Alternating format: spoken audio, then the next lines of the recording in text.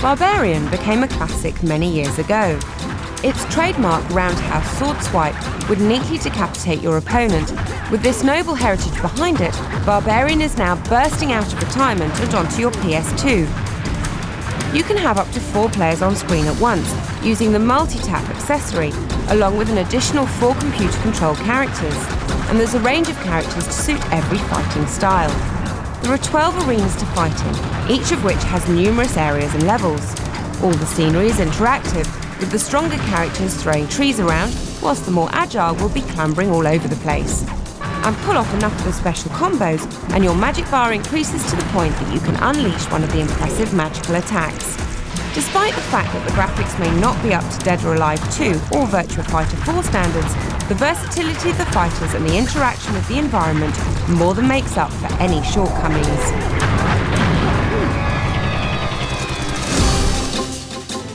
Tetris won't go away. It's back once again, and this time it's played out on 6 different planets, each with its own twist on the standard gameplay. Your task is to visit each world and beat them at their own game. 4, 3, 2. The 6 worlds variants are Classic Tetris, which you should know well enough by now, Square Tetris, similar to the classic version, but you also get points for making and clearing squares of blocks, Cascade Tetris, where widowed blocks fall into the spaces below, Sticky Tetris involves digging through the blocks and clearing the bottom line. When pieces fall next to a matching piece, they stick together. Hotline Tetris requires you to clear the marked lines, with the higher lines scoring the most points. And finally, Fusion Tetris gives you atom blocks that need to be connected to the fusion block at the bottom. Manage that and you cause a cascade.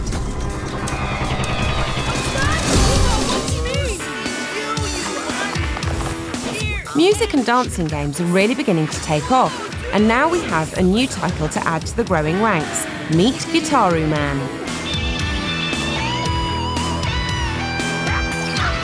Amidst the battle with the Granvillian family, the only thing standing between the people and certain doom is this young boy and his Gitaroo. And you thought Parappa the Rapper was weird.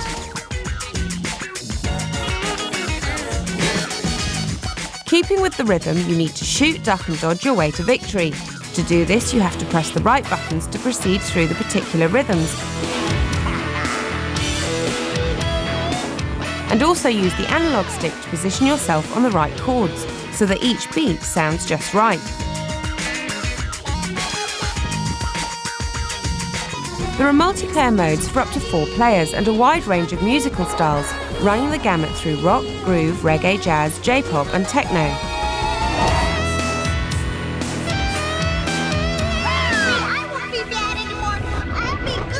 As Fatboy Slim pointed out, music is the new weapon of choice.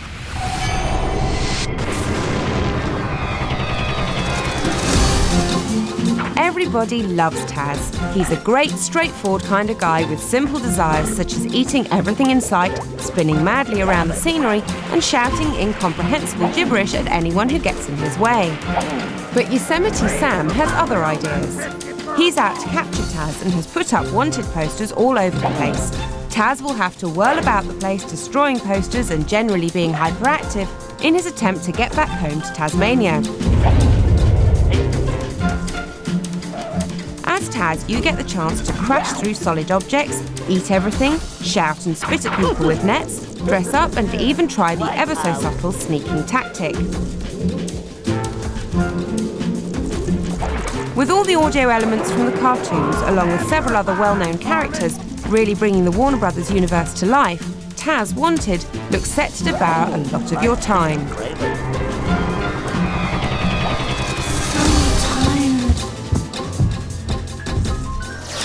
Meet Mr. Mosquito, the first ever Mosquito simulation for PS2.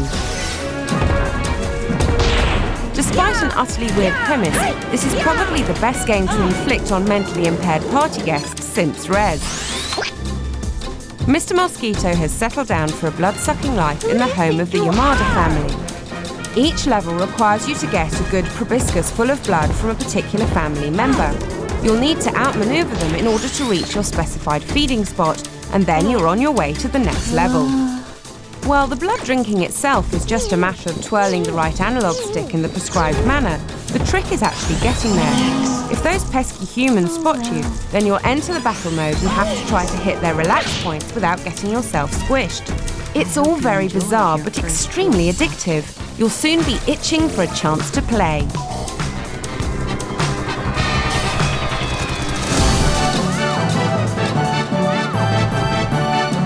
It's not every day that a game turns up giving you the chance to conduct an orchestra, but that's exactly what Mad Maestro is all about.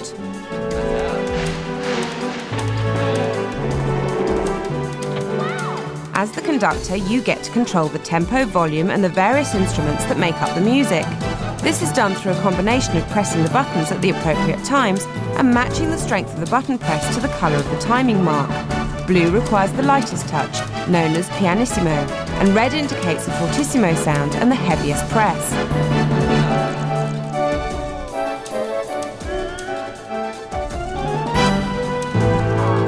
There are 34 pieces of orchestral music included.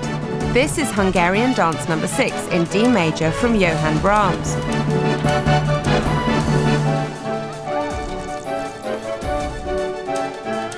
You will also get to try your hand at the William Tell Overture, parts of the Nutcracker Suite, and in the Hall of the Mountain King, among plenty of others. And as if that wasn't enough, there are plenty of expansion discs already in the works.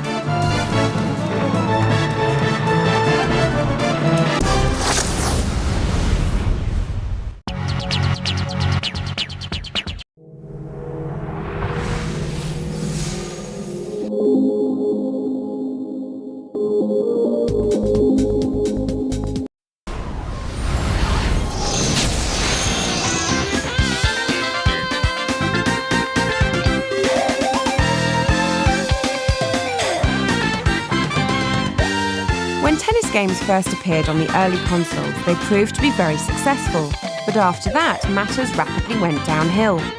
That was until the arrival of Virtua Tennis on Dreamcast, but PS2 just seems to have missed out until now. Smash Court Pro Tournament has obviously learned from Virtua Tennis and may just prove to be just what PS2 needs.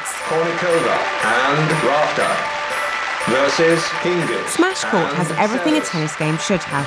Stylish 3D graphics, realistic gameplay provided in a very similar style to Virtua Tennis, and of course, Anna Kournikova.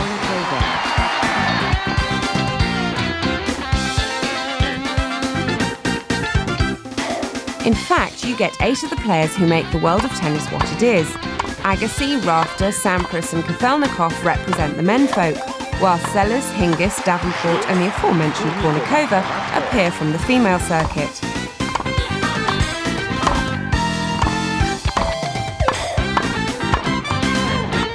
Unfortunately, despite the character models being nicely animated, as you've undoubtedly been paying close attention to, the different players don't seem to vary much in their styles.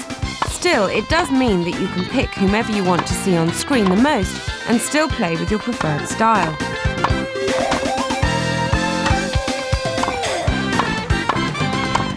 The Pro Tournament mode includes the 4 Grand Slam tournaments, and the points you earn can be spent to buy bonus features that are later displayed in your trophy room. These include new camera angles, player photos and plenty more besides.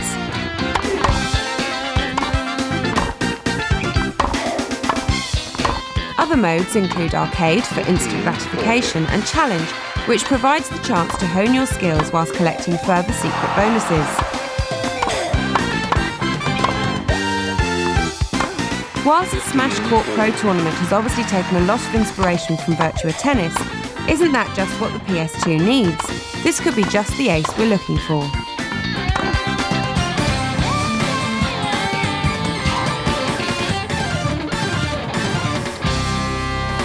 Smash Court Pro Tournament.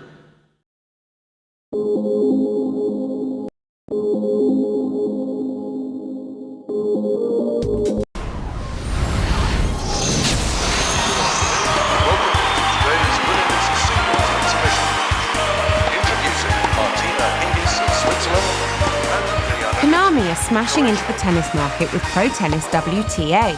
This sports title features all the fun and frolics from the Women's Tennis Association, including all the real courts and venues.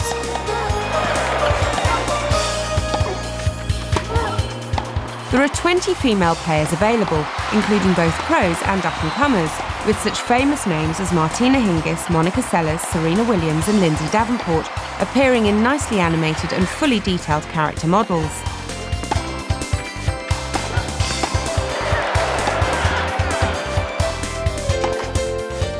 The AI is even tuned so that each of the players behaves just as you would expect them to. On the downside, the absence of Anna Kournikova is a bit of a blow, but that's licensing for you.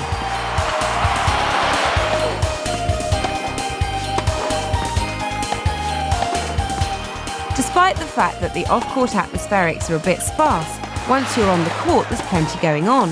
The realistic ball physics makes for a natural game of tennis, and the court's surface type determines the pace of the game. The controls are straightforward, meaning even beginners can get straight into the action.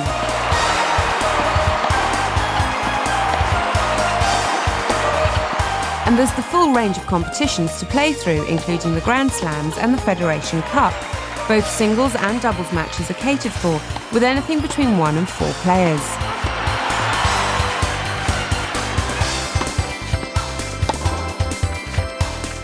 Pro Tennis WTA looks ready to take the courts by storm, game, set and match. And its appeal obviously has nothing to do with lots of women running about in short skirts, obviously.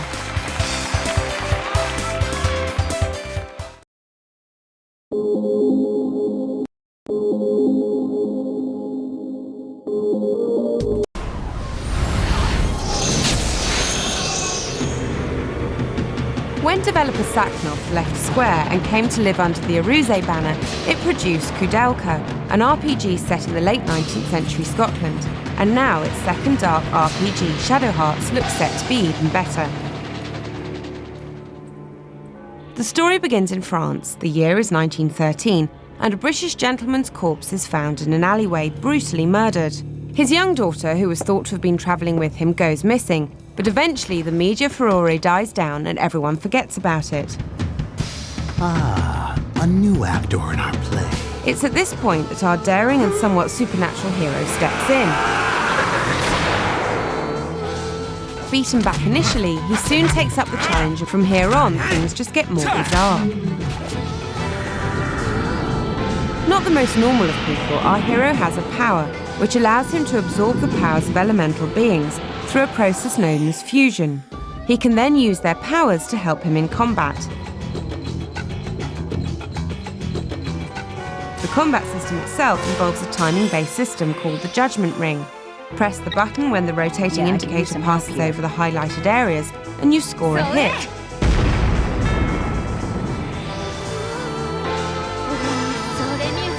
Score each area in turn, and you get multiple hits.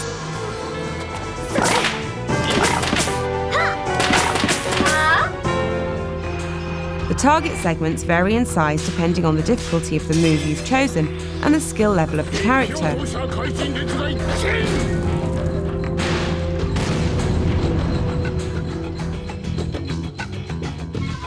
So as you can see, there's plenty of tactics to choose between when fighting, and an element of skill as well.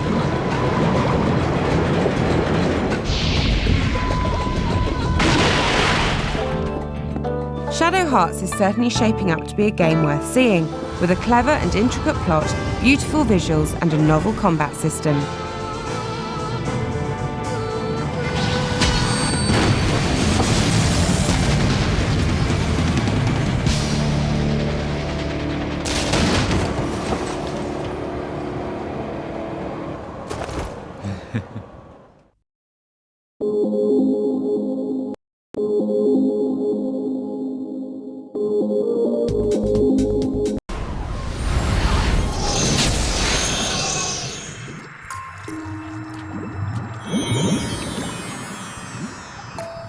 Developer Genki revitalised the monster breeding genre once more with this second instalment of their fantastic Jade Cocoon.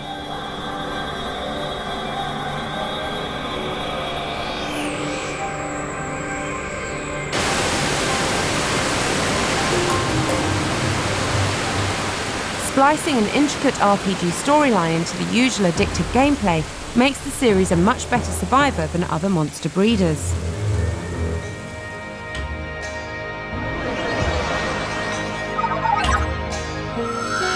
This time we get the benefits of a fully 3D environment, while still retaining the same endearing style that proved so successful last time.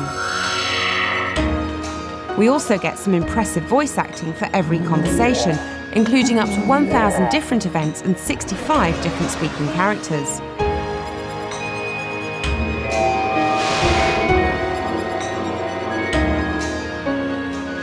The story finds our new hero possessed by an entity known as Karma, a kind of parasite that will eventually drive him to his death. Thus, he and his companion set out in search of 4 orbs that will lift his curse. Each of these orbs is located in a particular elemental forest, providing vast amounts of arboreal scenery themed on earth, water, fire and wind. And of course, while on their quest, they're joined by the traditional motley of bizarre allies.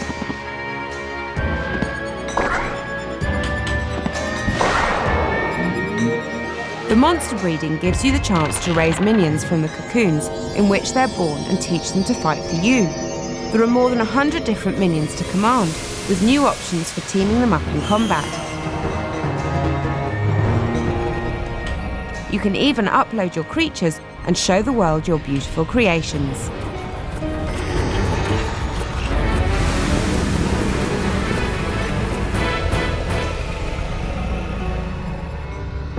The series seems to have evolved well, and Jade Cocoon promises to be a serious challenger for some of your precious gaming time.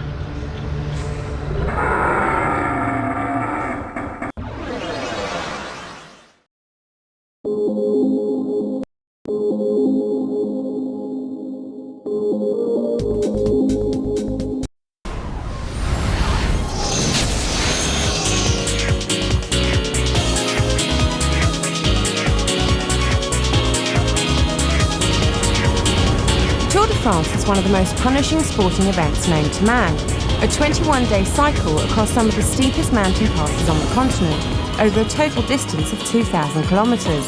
Thankfully, the video game conversion isn't nearly so painful. You begin your career at the back, and from there it's up to you to work your way forward with the ultimate aim of getting to the front and staying there. The tricky bit is managing your energy, so you actually have enough drive left to finish the race. You pedal by pressing the X button, but the first thing you'll learn is that you're going to end up exhausted if you just hammer away, resulting in an inevitable plunge into the back ranks. If your energy falls too far, then your rider begins to wobble erratically, and the screen blurs as you become lightheaded and start to collapse.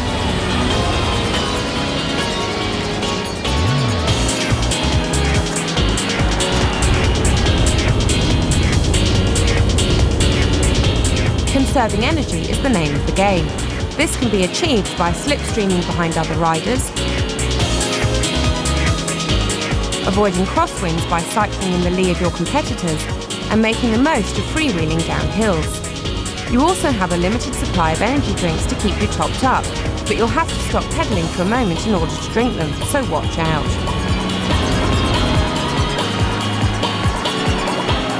Tour de France is certainly a novel approach to sports games, with a heavy emphasis on strategy rather than simple button mashing, but it does seem to be selling itself to the more specialist market. You'll have to wait for the review to see if that's really the case.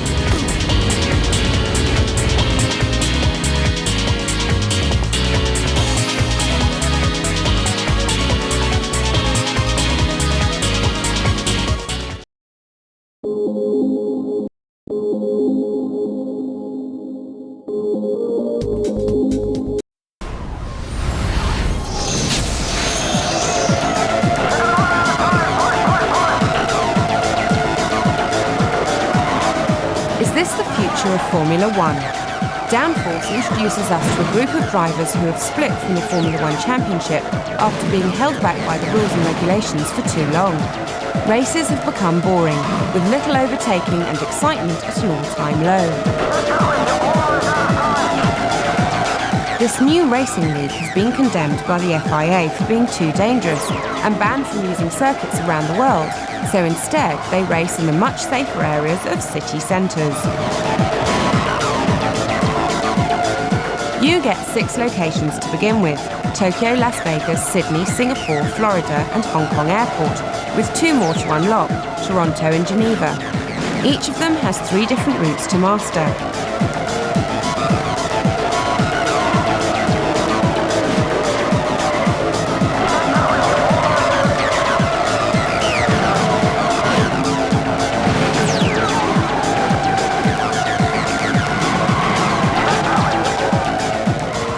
Use the latest technology to increase speed and downforce, and with less stringent rules, the teams have worked in different areas to create a wide range of enhanced supercars. There are 14 in total, 4 of which need to be unlocked, and each of them has their own unique characteristics. When you plough through these cars into one another, they explode with some fantastic displays, thanks to the real-time rigid body dynamic system, guaranteeing no 2 crashes are the same. Throw in a choice of drivers, some fiendish AI and a range of game models, including several multiplayer options, and everything is well up to speed in the high-octane world of Downforce.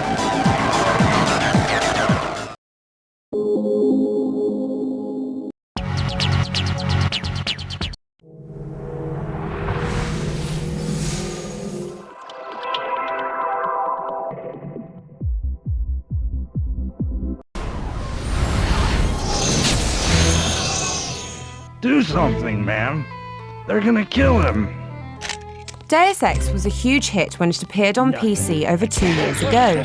Its versatility and depth opened up whole new areas of gameplay.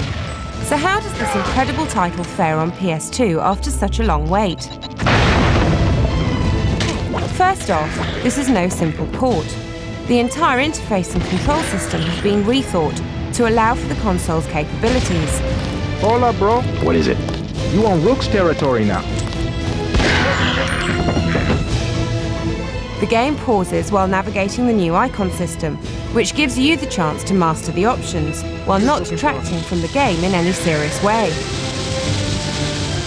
The one aspect that fails to make the most of PS2 hardware is the graphics. It looks like an old PC game, but fortunately this doesn't detract too much from the action, as you're soon immersed in the gripping story. How about liquor? You can have this beer. That'll do. His name's Smuggler. Real paranoid nut. Wires himself in with booby traps, but he knows things. There's stuff in the sewers that only Smuggler knows about. Thanks. Maybe I'll pay him a visit.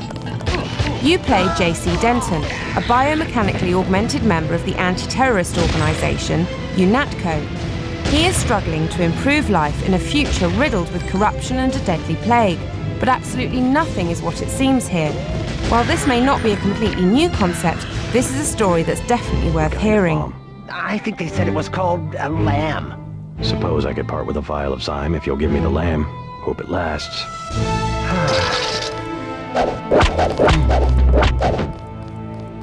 But it's the versatility that makes Deus Ex such a legendary title. You have a vast range of skills to choose between, and you'll have to decide which areas you're going to specialise in. Having different skills means that certain approaches become feasible, and all of the obstacles facing you can be dealt with in a whole variety of ways. Computer hackers can make use of a building's defences, stealth experts can avoid many sticky situations, and gun-toting loonies can march through the front doors.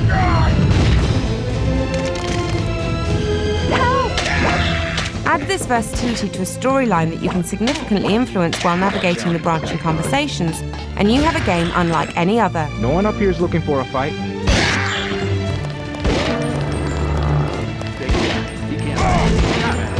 Every new approach opens new areas and closes others. You can replay again and again without ever feeling that you're retreading old ground. Deep, dark, and dangerously addictive. We've had to endure much, you and I, but soon there will be order again.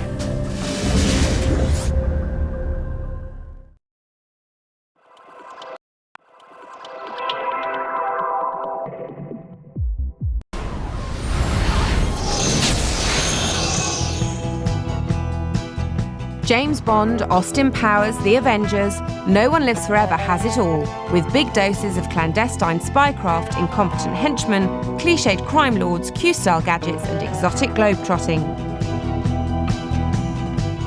Meet Kate Archer, former cat burglar now plying her considerable talents as an undercover operative for the British government. So much for a lovely, relaxing flight.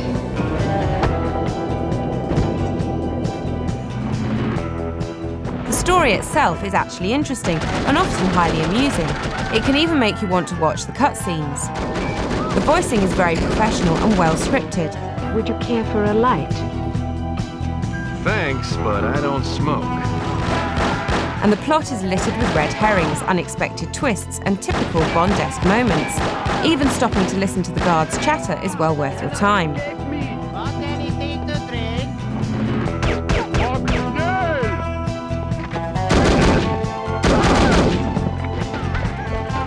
The gadgets you get to play with are great fun, and some of the action can be novel and entertaining, such as trying to steal someone's parachute while falling out of the sky. But beneath all this gloss and glamour, the unfortunate truth is that the game is nothing more than a basic shooter. The action comes in short bursts, interspersed with some puzzles and plenty of cutscenes, but you can never really get to learn your way around the varied and exotic locations. It can all be just a bit disjointed. Here she comes!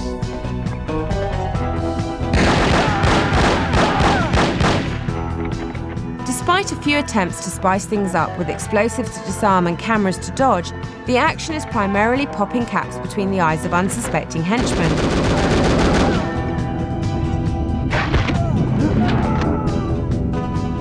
It all seems just a little dated, and that's not just because of the psychedelic 70s decor. This club is super groovy, don't you think so?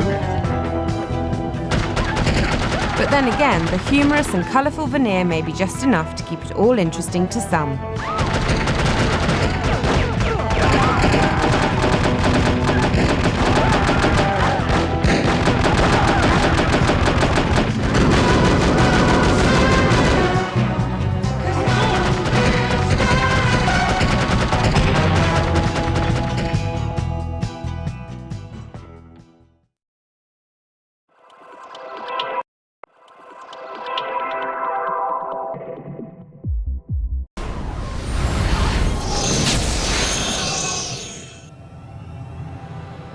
Most first-person shooting games are pretty much solo affairs, so it's a nice change to have a team around you in Star Trek Voyager Elite Force.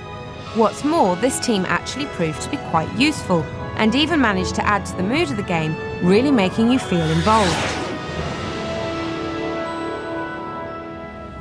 Alright team, we'll be using a coded Federation subspace comm channel, but try to maintain comm silence unless absolutely necessary. When I give the signal, return here. We'll have pattern enhancers set up to beam us out.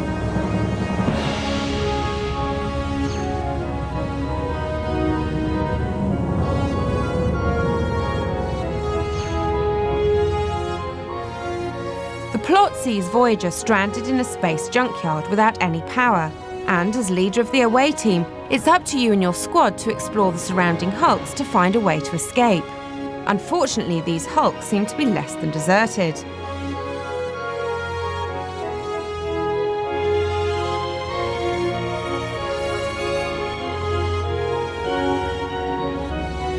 Good luck, gents.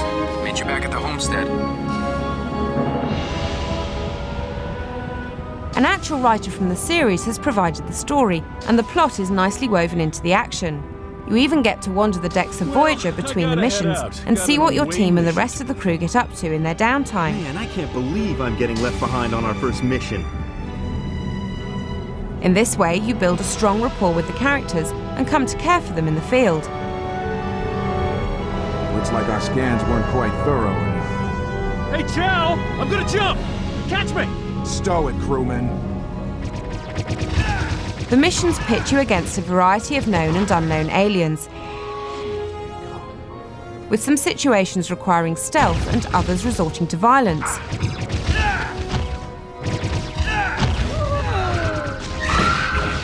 You can even get some practice in on the holodeck. Unfortunately, this PC port really falls down when it comes to the technical details.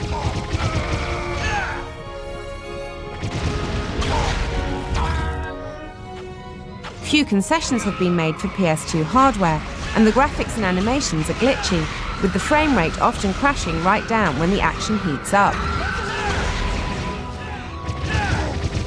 Still, if you're a die-hard Trekkie fan, then you might be able to overlook these flaws and enjoy the authentic Star Trek ambience.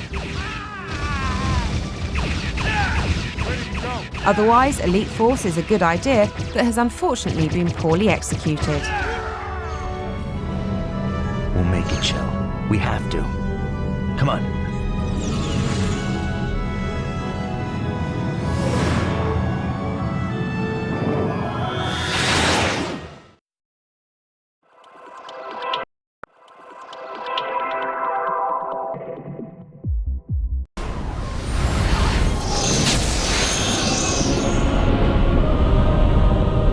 There's a complex relationship between the various Blood Omen and Soul Reaver titles, but the most notable thing about Blood Omen 2 is the return of the ancient vampire Cain, back in business, drinking blood, wielding supernatural powers, and carving the opposition into small bite-sized chunks.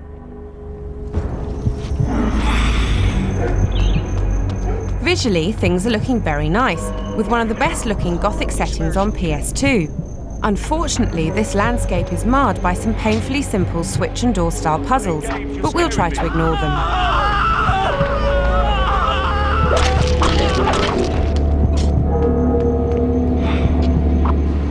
Cain replenishes his energy by guzzling the blood of those he encounters. You can try to be noble, if you're so inclined, by only drinking the blood of evildoers.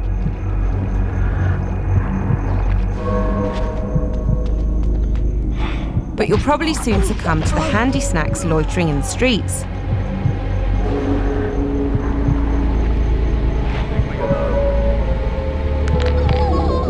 These innocent villagers react realistically to the appearance of a predator in their midst. Some of them run, some cower, but none of them get away.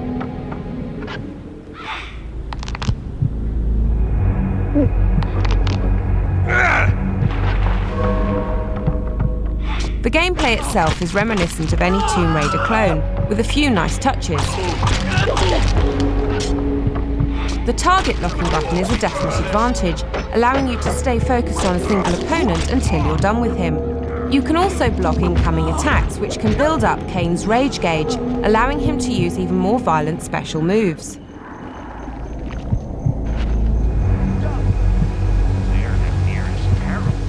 There are also genuine benefits in attempting to be stealthy. Surprise attacks from behind can be worth the equivalent of many more standard attacks.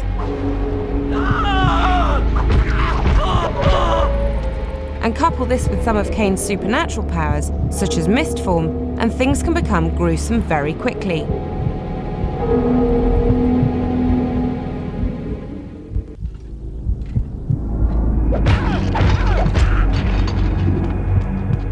Despite a pretty tedious training mission, contrived puzzles, and a dearth of innovative content, Blood Omen 2 still manages to present itself in an attractive style and makes for a very playable game.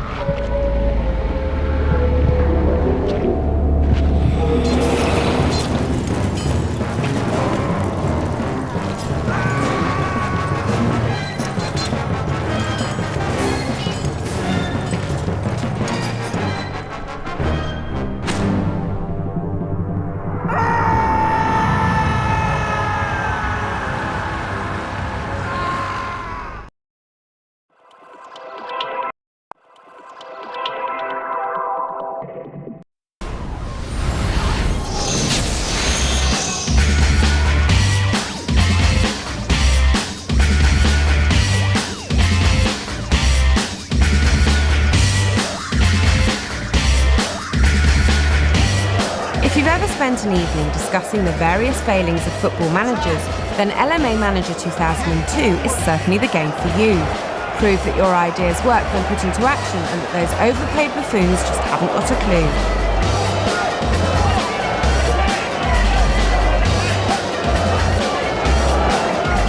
LMA now features 6 leagues: the English, Scottish, French, German, Italian and Spanish, all running concurrently to really bring the game to life. It also means there are plenty of players out there to scout, approach, and hopefully enlist into your dream team. There are numerous aspects to management that you need to consider. Scout out and win over the best players out there, improve your team performance with cunning tactics and practical training programs, and pay for it all with intelligent ticket costing and advertising deals.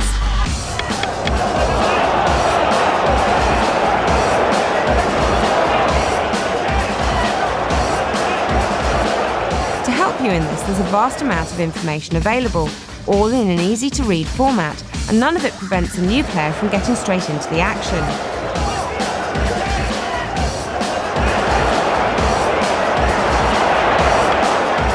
If you have to pick faults, you could point to the limited formation choices, or perhaps the advertising decisions that can get pretty tiresome after a while. But the only real problem LMA presents is the serious damage it's going to do to your free time.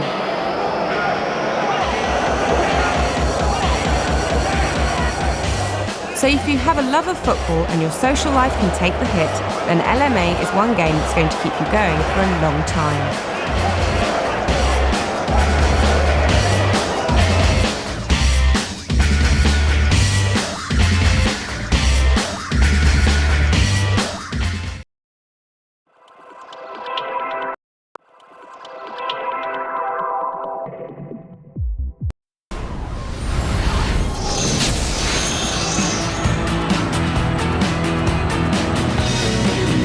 We're back onto the racing circuit, but this time bigger and badder than ever before.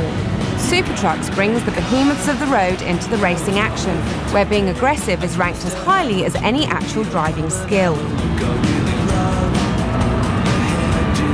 Ramming is a legitimate tactic, and clipping their tail end to send them into a race-shattering spin is all part of the game. The first thing you notice when playing Super Trucks is that it really isn't easy to control. Steering is twitchy, skiddy, and tends to lead to spinning off the road at the slightest jostling, which isn't helped by the aggressive nature of the other drivers. Just getting through a lap intact can be a bigger challenge than many games offer. Eventually, though, you'll get the hang of compensating for the steering, but in the meantime, you can be thankful for the fast restart times.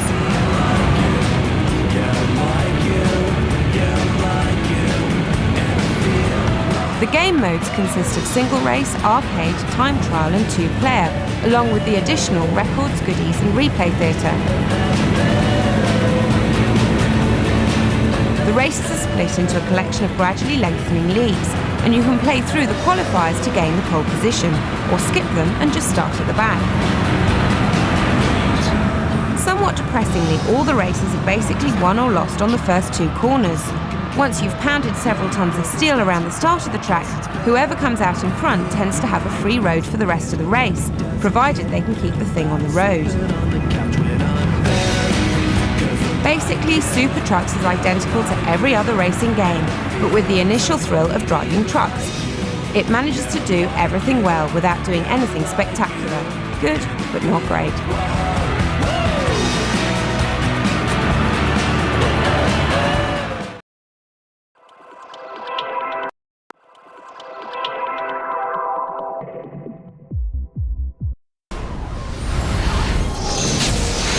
You're a fool to resist me, Governor. These islands are now mine. Not while I still breathe, Hawk. As you wish. Prepare yourself for swashbuckling action as Pirates, the Legend of Black Cat, takes us to a time of adventure, treasure, and 16th century gameplay. As anti-heroes go, pirates are up there with cowboys and starship-flying smugglers. Lives filled with epic battles, ancient treasure maps and exotic scenery, and Black Cat manages to include it all. There are 2 different types of gameplay here. The first consists of Tomb Raider-style exploration and fighting, while the remainder involves sailing the seas and epic sea battles. It all kicks off when Cat inherits her father's map, as all good pirate stories do. From there, she sets off across a huge ocean dotted with myriad islands, each of which holds numerous adventures and exciting battles. The problem is that it's all a bit too simple. The exploration and combat are woefully outdated, poorly animated and pretty dull. Combat can often just be a matter of hammering the attack button until you're the last one standing. The sea battles aren't much better. Despite the chance to upgrade your ship and purchase new weapons, you still find yourself buying all the armour you can afford and then simply pounding away at the enemy until one of you sinks. Tactics optional. But despite these flaws, Black Cat seems to hold a certain charm that will keep you wanting to play anyway, if only to see if things improve with progress. Sadly, they don't. So while it manages to be diverting in places, Pirates generally manages to be seriously underwhelming.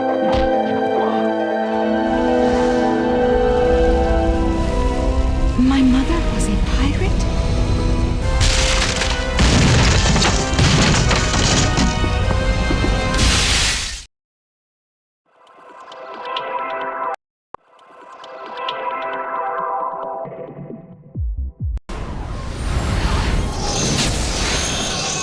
As the latest roaming 3D beat-em-up from developer Yuke's, Eve of Extinction still manages to fall into the usual pitfalls for games of this genre.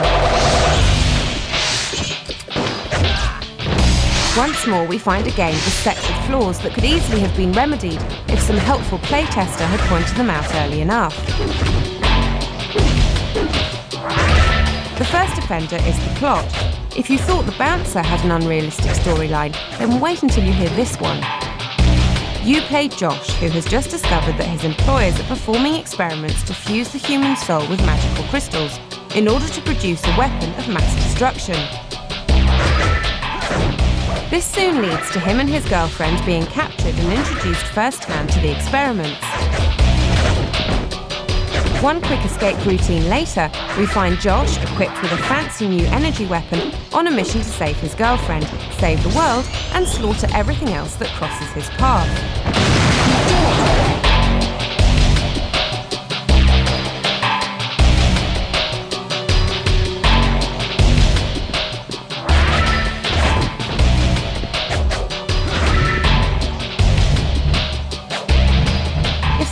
Isn't enough to concern you, then you'll soon find yourself irritated by the behaviour of an uncooperative camera, with a habit of wandering off at inconvenient moments. Or perhaps the lack of an auto-aim feature that leaves you to experience the business end of a severe beating through no fault of your own.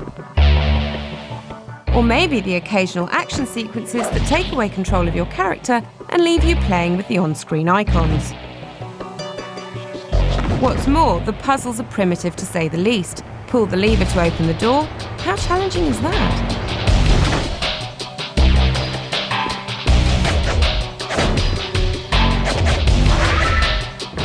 Annoying as all this is, it's actually worth putting up with it and playing through to the later stages. Here you'll find some much better scenery, bigger fights and flashier weapon effects. The only question is whether you have the patience to get that far.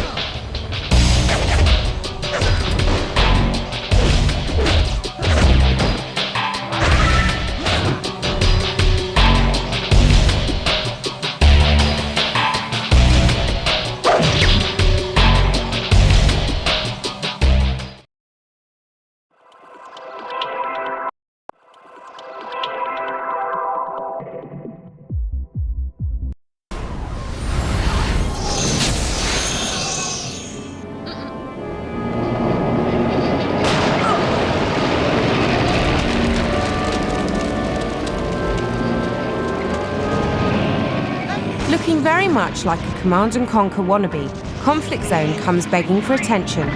So is it worth your time and money? Well, no, not really.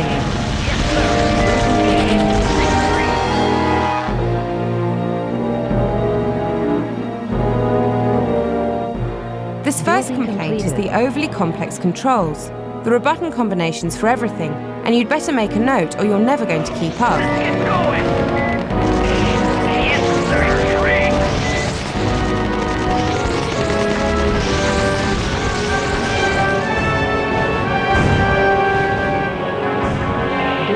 Secondly, there is the depressingly obvious fact that this is just a simple clone of Command & Conquer, and a very old version of C&C at that. The scenery is simply depressing, looking tired and uninteresting, with a ridiculously short horizon.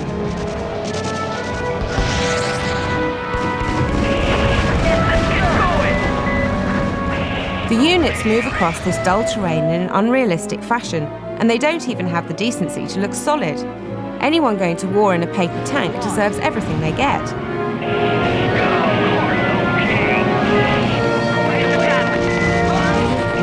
The engine doesn't fare much better. Things are slow to begin with, but introduce an invading army to the scene and the game stutters to a juddering mess. And God forbid that you might want to try something as rash as panning the camera in such a crowded screen.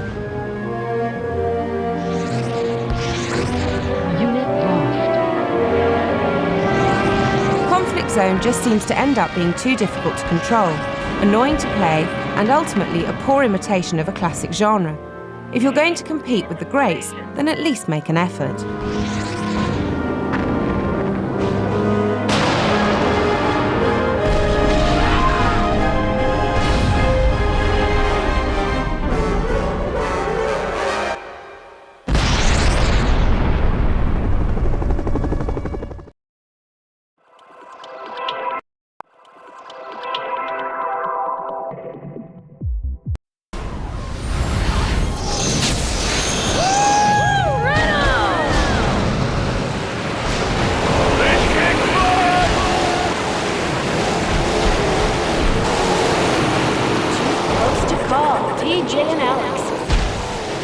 Sledstorm is the latest title from EA's big range, the people who bought you Freakstyle and SSX Tricky.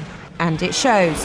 While it's nice that they all share such fine qualities, it does mean that you already know the game before you even start.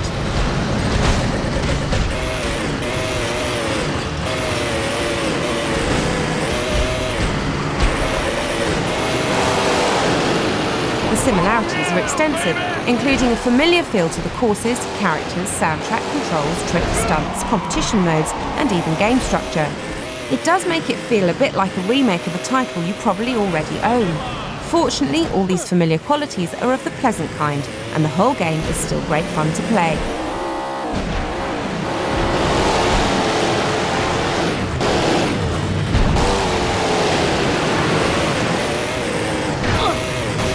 You've seen the basic idea before. Hurtle down a hill, discover secrets, perform tricks and avoid splatting yourself into trees. As you successfully navigate your way down the course, your storm rating increases, which in turn provides greater speeds, invulnerability and even more spectacular stunts.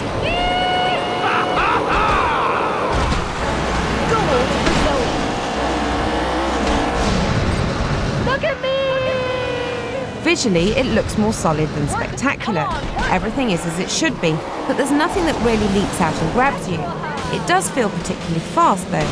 Even in two-player mode, the action is high speed all the way.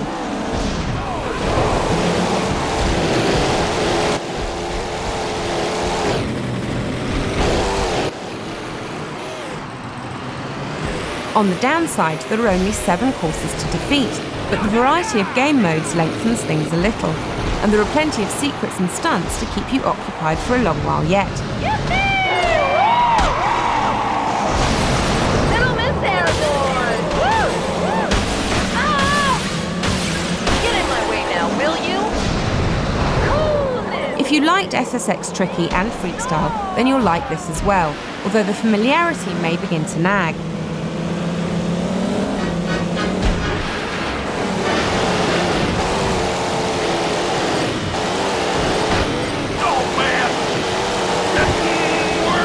Despite not being the most novel game on the market, it still manages to provide plenty of fun.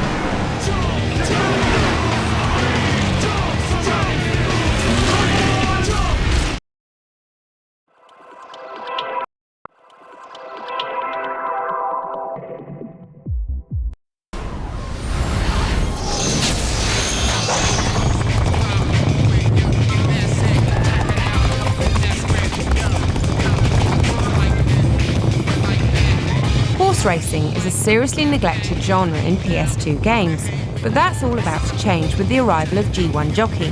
There may be no gambling, but you do get plenty of nicely animated action. The focus of the game is on the career mode. Initially, this sees you impressing a stable owner in order to earn yourself a ride. There are plenty of statistics to completely boggle the beginner, but thankfully there are numerous advisors to help you out. When you're ready, it's down to the racecourse. This is where things get really tricky. While the controls are beautifully simple, the actual racing skills are incredibly difficult. The horse only has so much stamina, so you need to pace the race well and time your final dash carefully. This isn't helped by the challenge of working out exactly where on the course you are. And whether you win or lose, your reward is a simple fade-out, which seems very unsatisfying after you finally get the hang of it all. There are thousands of horses to deal with, and there's even a multiplayer mode for added entertainment. But still, the whole thing becomes pretty boring very quickly. There are only so many times you can stare at a horse's behind before it begins to damage your brain. G1 Jockey is a great horse racing simulator, but the question is whether anyone actually wants to play a game like this. Only really recommended for those with a fanatical love of horses and no opportunity to get near the real thing, or those with a fetish for staring at horses' butts.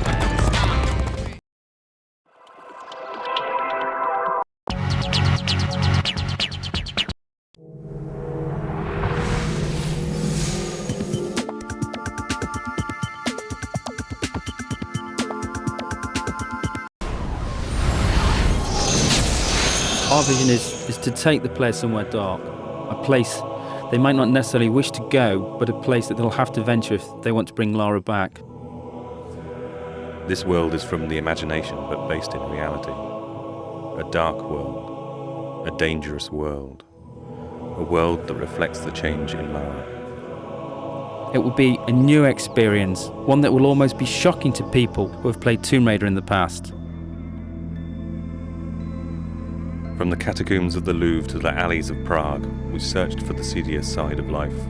A world that you wouldn't normally see Lara in, but a world that she has no choice but to inhabit. Like her audience, like the game's consoles themselves, Lara has grown up. Her experiences in Tomb Raider 4 have forced her to question herself. This game will ask more questions of her. For the first time, Lara will have a moral choice to make. It's no longer a clear-cut case of good versus evil. This is a more complex tale which will ask more complex questions of the player. The player controls how the story develops much more than in previous Tomb Raiders. Basically, when Lara talks to a character, the player can also choose whether Lara is nice, nasty, or dismissive to another character. The player will choose which paths to take, which characters to trust, which lies to believe, and which enemy to face. It's a much more intelligent game for the enemies as well as Lara. The PlayStation 2's got much more power to process enemies doing much more complicated things. The enemies in the game have evolved. They will work together. Notice when another enemy is killed and react accordingly. These enemies will pursue Lara. They will not stop. They have not stopped in 600 years. This story is very much on an epic scale, from 14th century alchemists to serial killers in modern day France. To create something on this scale, it was necessary to take the ideas and production values from the film industry, in the way they research the subjects, the backstory they create for their characters, and the depth of the visuals. Some may see elements of various filmmakers, such as Luc Besson, David Fincher. Some may see elements of various artists, Grunwald, Bosch. All will see something they haven't seen before. When we wrote this story, we wrote a book. This game is only the first few chapters of that book. This game opens a lot of doors and only closes a few of them.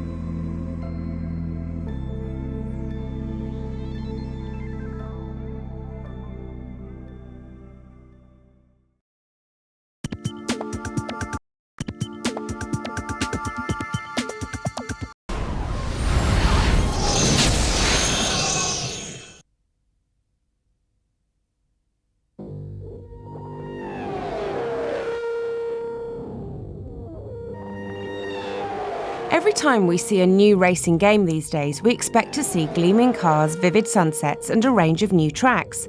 But now we need something a bit more. Enter TOCA Race Driver, with a whole new angle, making the driver the star of the show. The story is centred upon up-and-coming driver Ryan McCain. Ryan has racing in his blood and enough family rivalries and twists of fate to keep a decent story going throughout the game. The racing consists of 11 different championships worldwide, with 38 circuits to learn and master. You can get behind the wheel of 42 different cars, 11 of which are described as aspirational vehicles. These are dream cars driven by the pros in each series. Beat them on the track and you get yourself the chance to drive their car.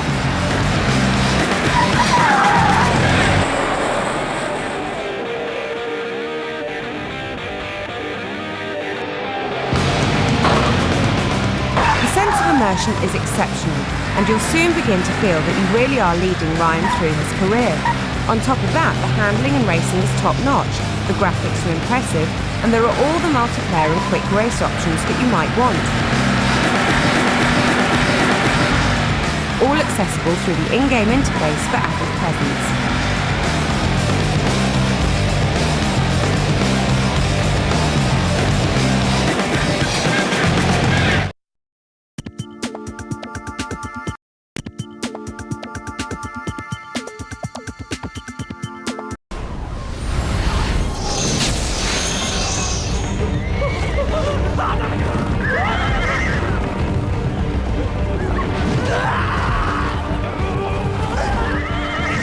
Set 10 years after the original game, Onimusha 2 introduces us to a totally new cast of characters and a fresh perspective on the events of feudal Japan.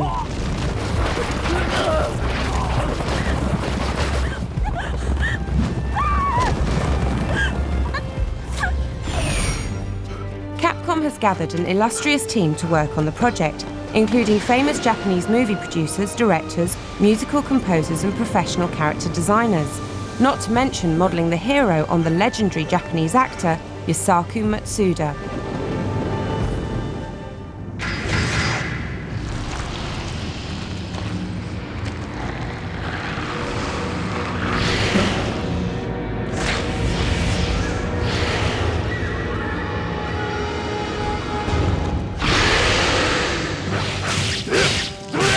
As you can see, we still have the exquisitely pre-rendered backgrounds, but with added camera work, elegant special effects and greatly improved graphics. So much so that we're now even allowed to venture out in the daytime.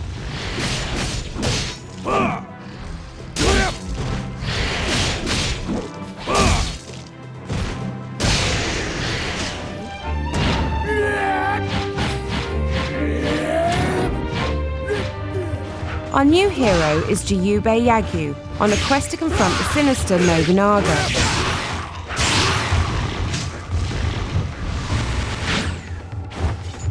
He has the potential to be joined by a selection of sub-characters, each specialising in their own fighting styles involving swords, spears, guns, or the ancient ninja arts.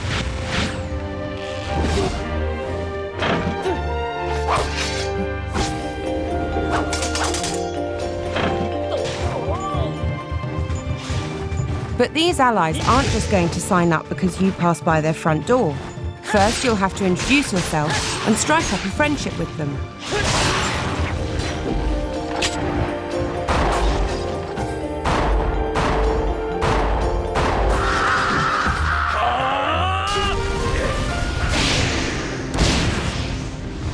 Then, as you progress through the game, you can strengthen your bond by offering them gifts from the loot you'll be collecting. Give them some good stuff, and they'll be your friend for life.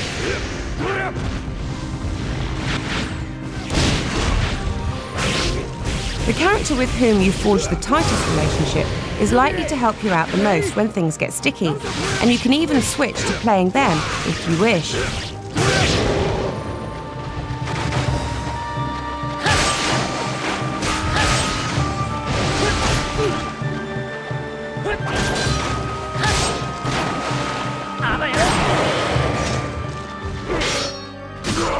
In this way, there are plenty of diverging paths in the game, and the boss fights can be approached with a variety of tactics.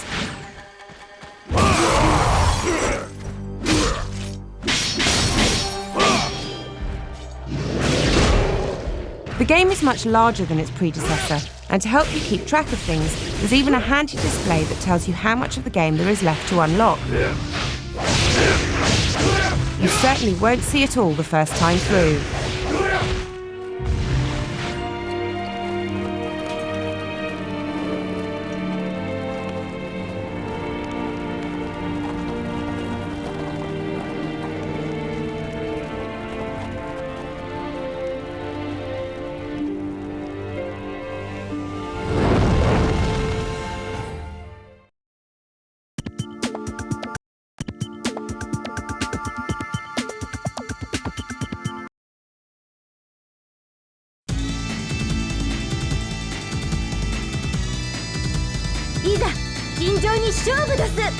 Shut up. Just come on. Fight one. Ready, go! This traditional Japanese lady has an air of elegance and tranquility about her. Her moves flow with grace and purpose, but make no mistake, she's also able to dish out tremendous levels of violence.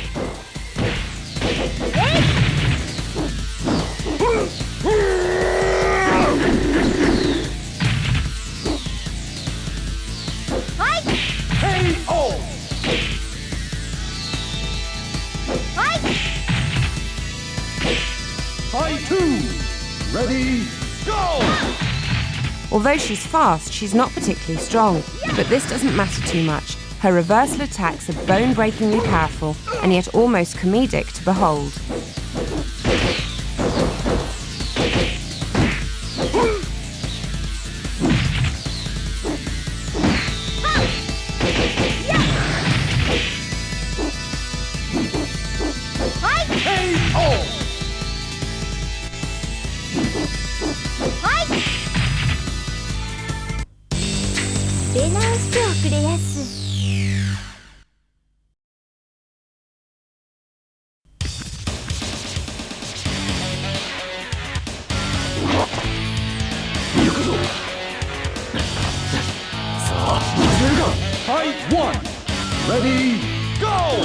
The ninjutsu representative in Virtua Fighter 4 has a style all of his own, able to come up with a devastating attack to cater for just about every situation.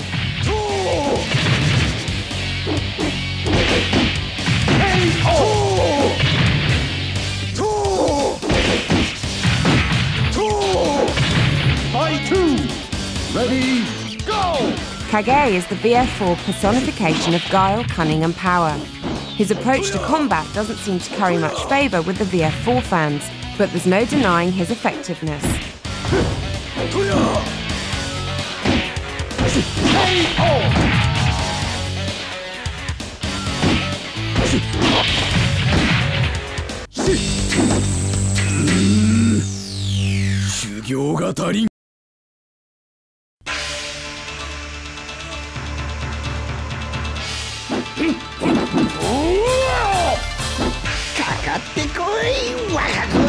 Fight one.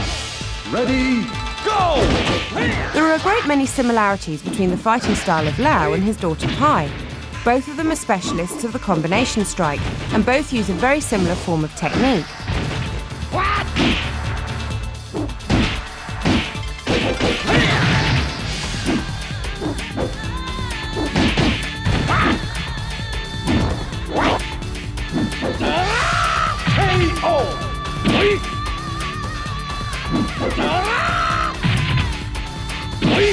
Fight two. Ready, go! But whereas Pai is all about grace and agility, Lau uses the fighting arts geared to his own strengths, concentrating on raw power and almost lethal levels of brutal violence.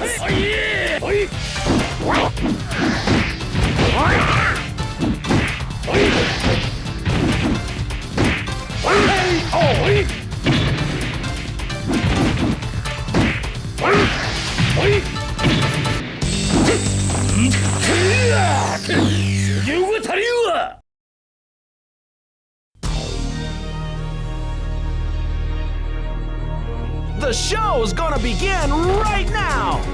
Come on, let's begin. Fight one. Ready, go! The token French character in the game is a spoilt teenager who ran away from a rich upbringing with nothing but his mastery of the ancient mantis fist technique to his name. Excellent!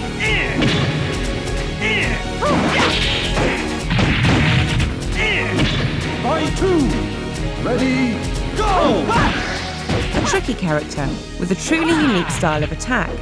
Leon's fighting style is fast, swift and powerful, and very difficult to predict and guard against.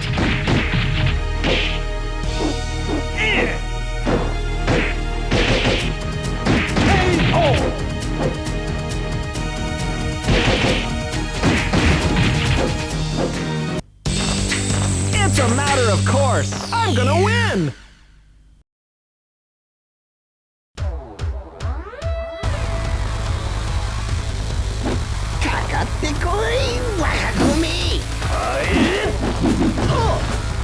Fight one!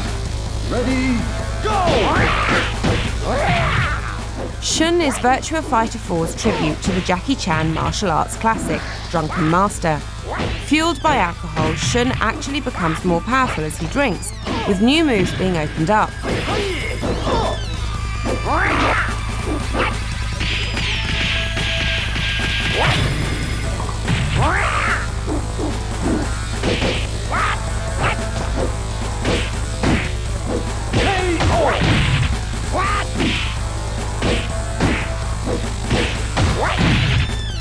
Fight two! Ready, go! Incredibly limber, agile and strong for one so old, Shun is reputedly the best all-round character in VF4.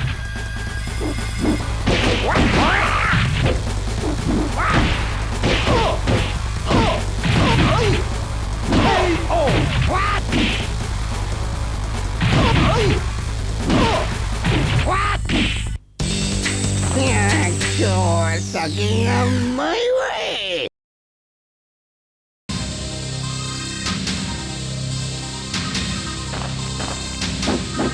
Ready? So, what? Fight one! Ready, go!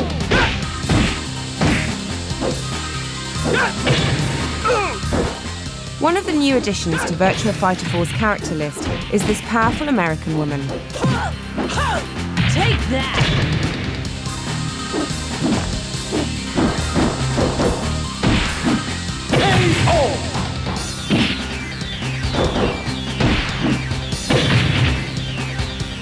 Fight two! Ready, go! Vanessa is an intimidating physical presence, big and muscular with some truly awesome attacks, including a selection of terrifying grappling-style moves. She's also able to automatically deflect some strikes with no input from the player.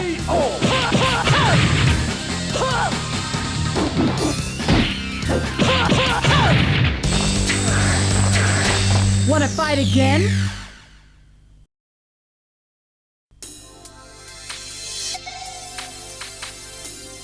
Hey, hey!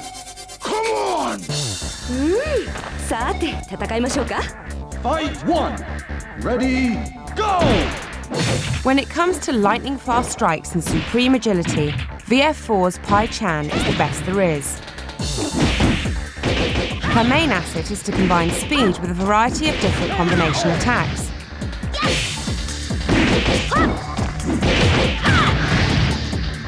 Fight two!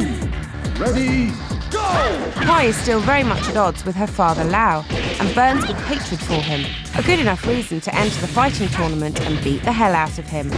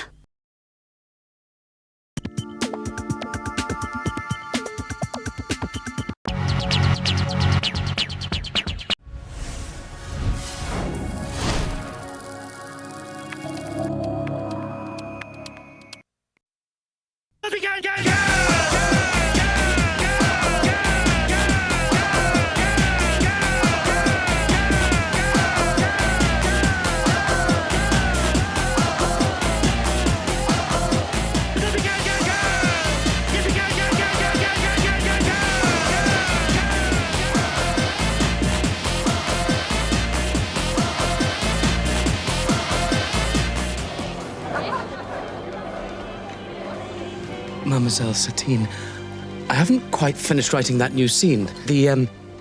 Will the lovers be meeting at the sitar player's humble abode scene? And I wondered if I could work on it with you later tonight. But, my dear, I've arranged a magnificent supper for us in the Gothic Tower. Well, it's not important. We could work on it tomorrow. Oh, how dare you! It cannot wait until tomorrow. The lovers will be meeting in the sitar player's humble abode scene. It's the most important in the production. We will work on it tonight until I am completely satisfied. But, my dear... Dear Duke! Excuse me. I'm sorry. Nice work! Tomorrow morning we begin on Act 2. The lovers are discovered. We have to end it.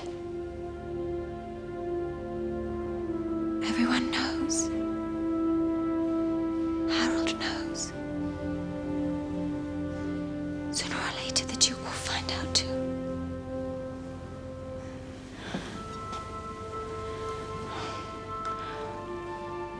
On opening night, I have to sleep with the Duke. And the jealousy will drive you mad. Never knew I could feel like this. Like I've never seen the sky before. Want to vanish inside your kiss. Every day I love you more and more. Suddenly the world seems such a perfect place. Suddenly it moves with such a perfect grace. Suddenly my life doesn't seem such a waste. It all revolves around you.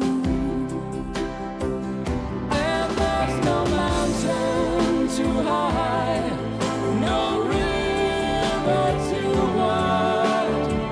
Sing out this song and I'll be there by your side. Storm clouds may gather and stars may collide. But I love you. I love you until the end of time. Send Christian away. Only you can save him.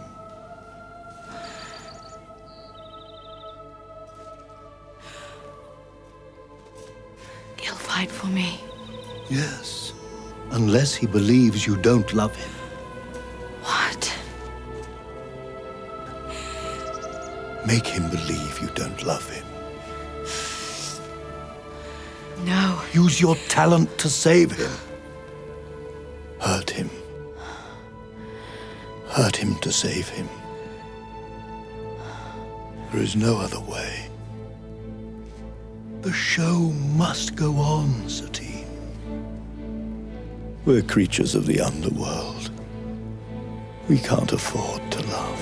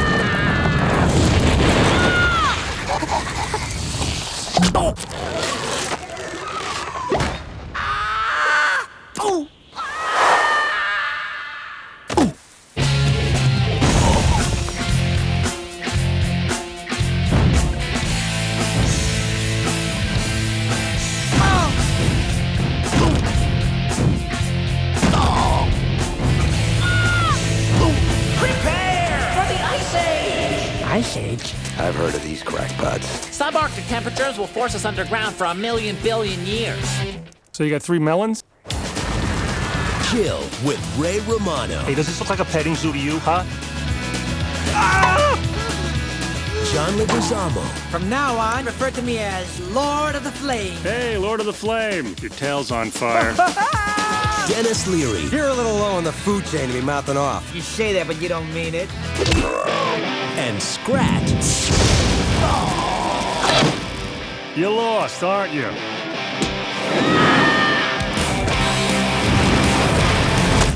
That's it. You're out of the herd. They'll answer the call of the wild. Fish. And they'll boldly go where no mammal has gone before. From Academy Award winner Chris Wedge, 20th Century Fox presents a Blue Sky Studios production. Stick together. It's easy to get lost in the air.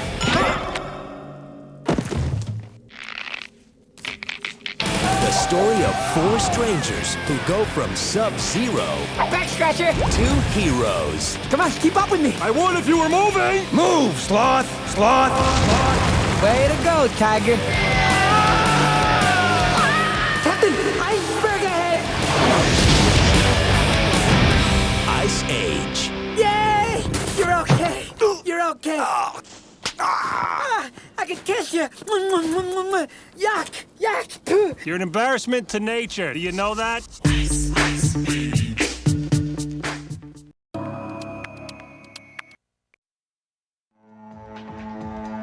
Now we're looking for a large black gentleman wearing a dress. Should be easy, over. What now? Follow them all. Over.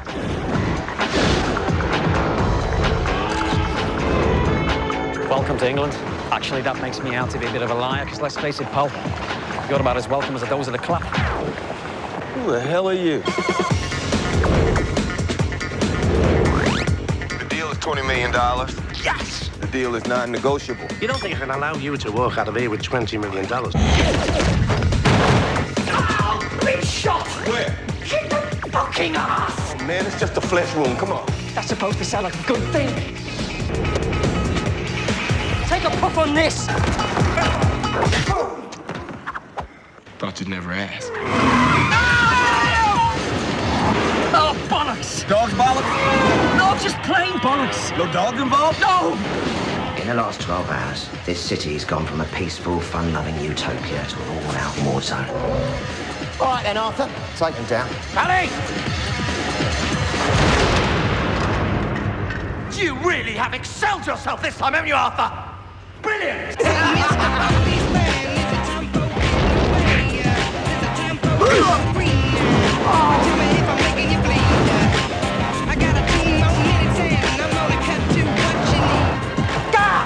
You told me to take care of him. I meant to take care of him, not take care of him.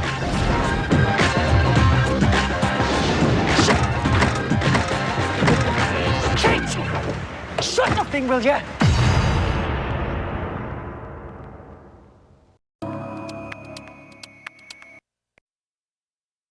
People have found you guilty of 123 counts of first-degree murder. There's never been anything like what I have become. For these crimes, you have been sentenced to life without the possibility of return.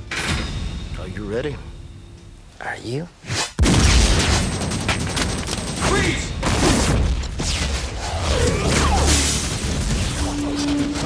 He's escaping! What if there was a killer traveling through parallel universes and he looked just like you? The good news is, you're not crazy. The bad news, before I saw him, I felt him. It was me. What if he would stop at nothing to take over your world? Each time he kills one of you, energy divides among the survivors. Maybe it's part of what's been going on with you. People get older, Gabe. They don't get stronger. They don't get faster all of a sudden. If we kill him, this whole universe could go with him. This is the only way to stop him. Yeah, that'll work too.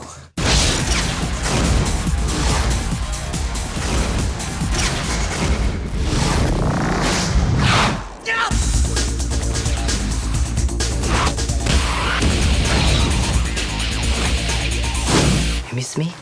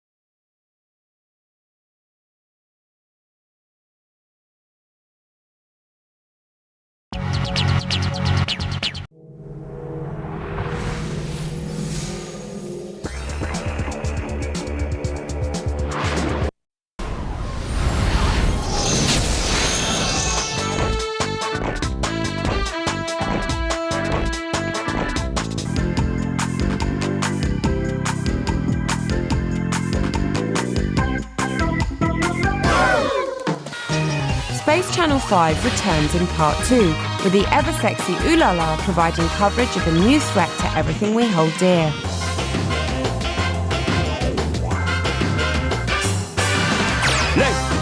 Ooh La La is looking sexier than ever, and she has plenty of wardrobe changes to keep things interesting, although the background scenes look a bit plain compared to those in Part 1. The enemies aren't aliens this time. Instead, we have dancing robots. These guys come with a new array of songs that are original, while still carrying plenty of character from the original. Right, left, Up, two, hey. Some sequences now contain song lyrics with a button pressed at the end, which require more perfect timing. And there are guitar parts that are even trickier. Here you have to copy the arm movements with no other prompting.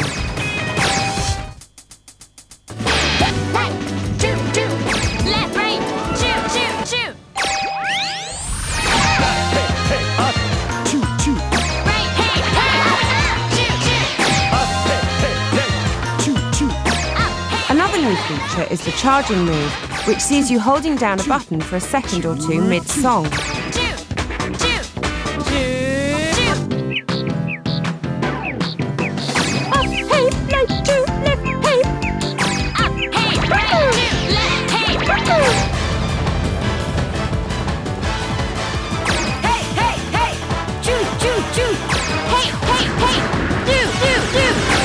You'll also get to see the return of several co-stars from Part 1, all with new outfits and ready to get straight into the groove. There's even a two-player mode, although it's limited to cooperative play, so there isn't any of the head-to-head dancing we were really looking for.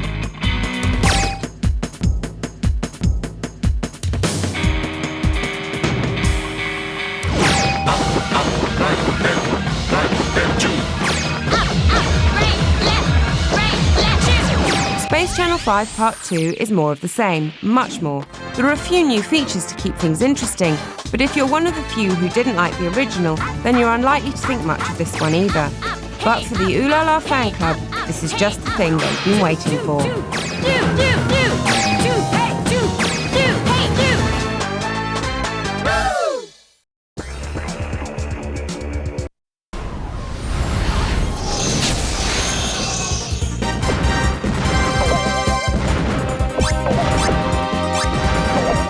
Bomberman is always popular wherever he goes, but still we don't have an actual Bomberman game on the PS2. In the meantime, there's this spin-off, Bomberman Kart.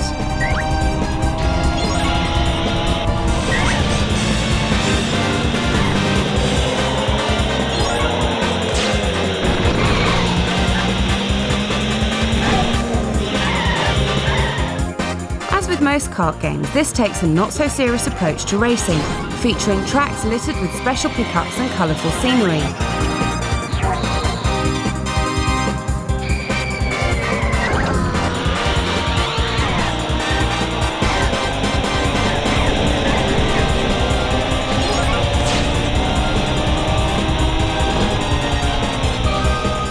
There are 5 Bomber people to choose from, and you can unlock more of these lovable characters as you progress through the game.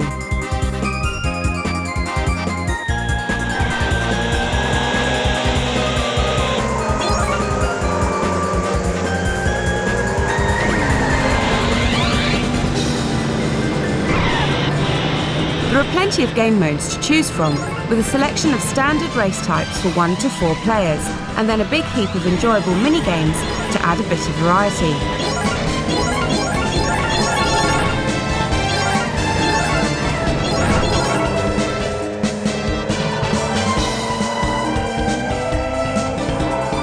How do you fancy playing football in a go-kart?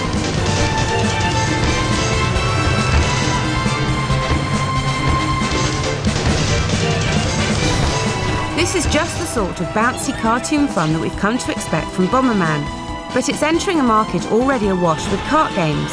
When do we get to see a true Bomberman title?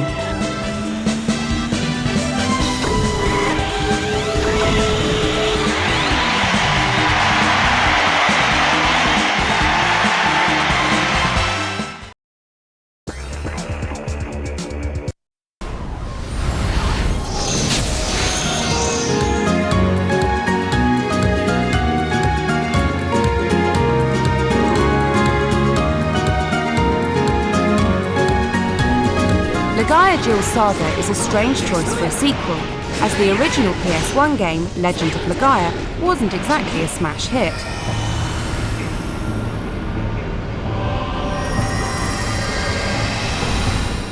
In the tradition of its predecessor was a strong martial arts theme to the battle system. You can create attacks by chaining together hits directed at an enemy's head, legs, and left or right side.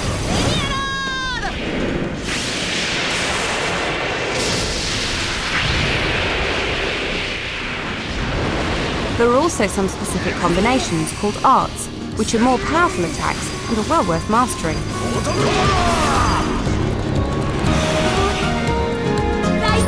The magic system is again focused on summoning powers, but instead of absorbing the Seru creatures into weapons, as was the case in the first game, this time you'll need to hunt out specific items to summon creatures known as Origin.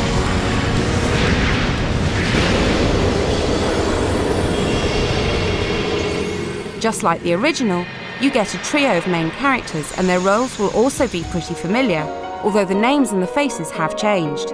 This time you have Nanfu, a 17-year-old hero trying to save his hometown, a mute 14-year-old magician, and Kassa, a solitary swordsman from an old forest.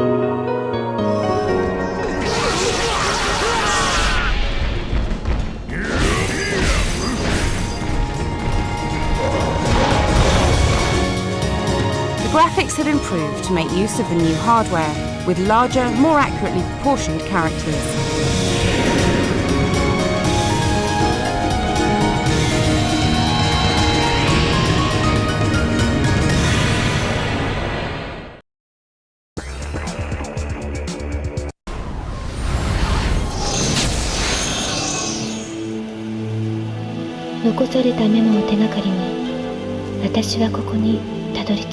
Project Zero is the latest from Tecmo's Deception development team. Reminiscent of games like Silent Hill, the fantastic use of visual and audio effects makes for an intensely spooky atmosphere.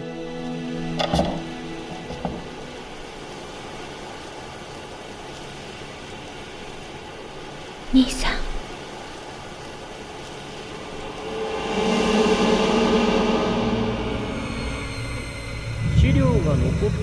The plot begins with the disappearance of a documentary team investigating the mysterious Himaru family mansion.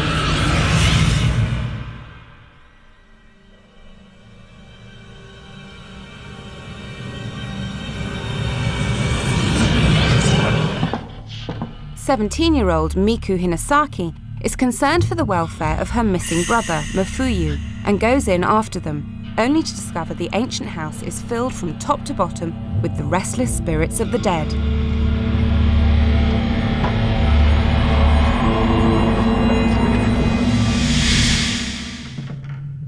It seems that very few people could have visited this place and walked away, but unlike games like Resident Evil, our fearless heroine is armed with nothing more than her camera.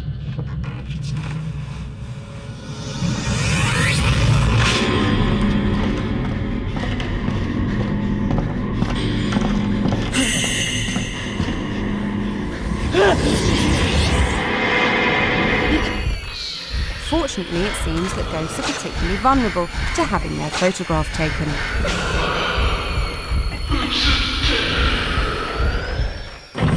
As Miku explores the house, she can collect various films and a whole swathe of clues that gradually unfold the story of the house's curse.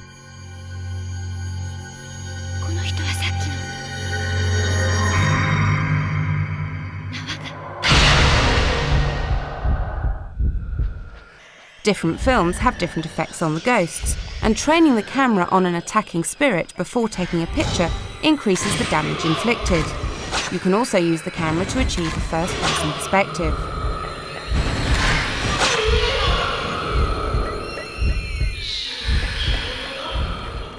The indicator in the bottom right corner of the screen indicates the presence of the supernatural, warning Miku of impending attacks, but also drawing her attention to various spirit-touch clues that litter the building. Photographing these hotspots allows her to progress further into the mansion, unlocking previously sealed doors. Altogether, Project Zero provides a fantastic atmosphere that even makes walking down a deserted passageway a nerve-wracking experience.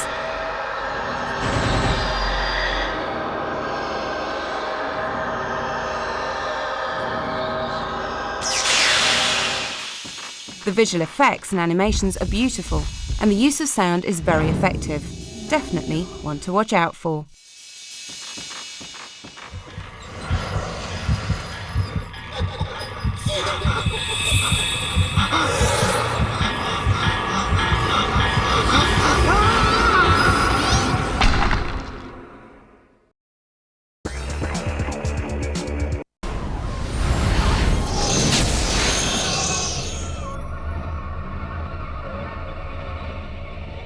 From Acquire, the makers of the Tenchu series, Samurai plunges you into the early Meiji period of Japanese history.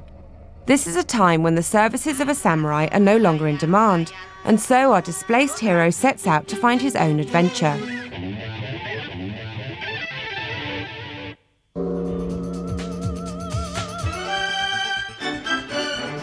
Arriving at a remote mountain village, he discovers a feud between the Kurofu family and the Akadama clan concerning the rights to an iron manufacturing plant. From this point on, the choices are up to you. Your position with respect to the feud can vary wildly depending on the decisions you make over the course of the game. You can ally with either side, solve the feud diplomatically, ignore it altogether, or even just wipe out the entire village when they really annoy you.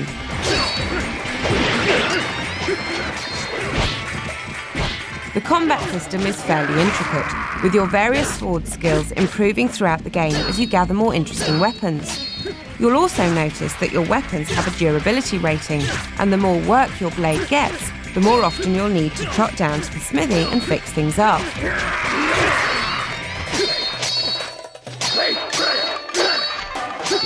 Fortunately, you can just salvage new blades from your fallen enemies, so there are plenty of options if things fall apart on you. There's a lot of versatility to be had here, with all the choices of direction and even the chance to select your hero's facial features and outfit. And as you play through the game, you can unlock more appearance modifications and even new game modes, such as the 2-player option. Samurai is currently set to arrive in the West later this year, under the banner of BAM Entertainment, and with its name changed to Way of the Samurai.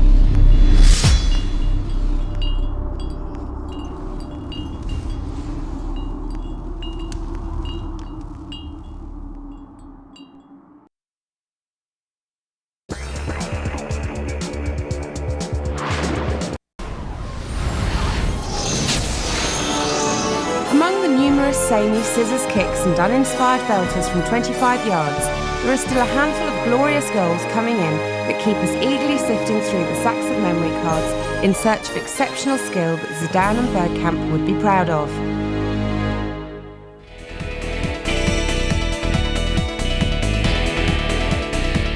In third place this month is this comical display of defensive shambolics from Simon Enver, that ends up with the ball trickling over the line to the dismay of the colliding keeper and defender. The second best goal of the month falls to Robin Cottrell, who almost manages to recreate the famous Roberto Carlos bending free kick against France with this powerful swerving effort.